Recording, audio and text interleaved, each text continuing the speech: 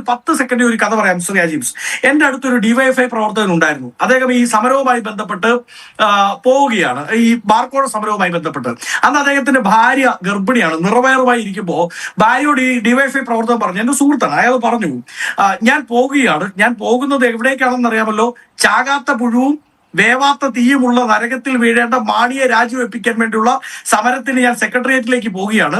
അങ്ങനെ പോകുന്ന വഴിയിൽ ഇനി പോലീസ് ആക്ഷനിൽ വല്ലതും ഞാൻ മരിച്ചുപോയാൽ നീ നമ്മുടെ മകൻ അല്ലെങ്കിൽ മകൾ ജനിച്ചു വീഴുമ്പോൾ പറയണം, നിങ്ങളുടെ അപ്പൻ മരിച്ചത്, രക്തസാക്ഷിത്വം വഹിച്ചത് അത് ഈ രാജ്യം കണ്ട ഏറ്റവും വലിയ കൊള്ളക്കാരനായ ഒരു കോഴമാണിയെ രാജിവെപ്പിക്കാൻ വേണ്ടി പോയ വഴിയിലാണ് എന്ന്. സമരം കഴിഞ്ഞു. അങ്ങേക്ക് സമരത്തിന്റെ അവസ്ഥയ്ക്ക് അറിയാലോ. സമരം കഴിഞ്ഞ് ഈ സഖാവ് തിരിച്ചു വന്നു. ഈ കുട്ടി ഉണ്ടായി, കുട്ടി വളർന്നു, പെൺകുട്ടിയാണ്.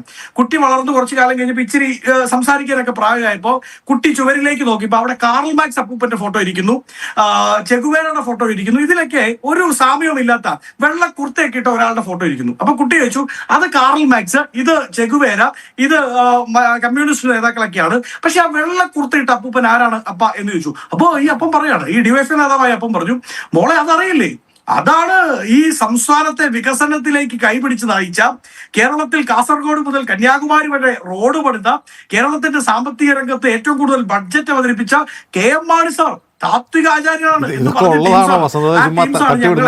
ഏത് നിലപാട് പഠിപ്പിക്കാൻ വരുന്നത്?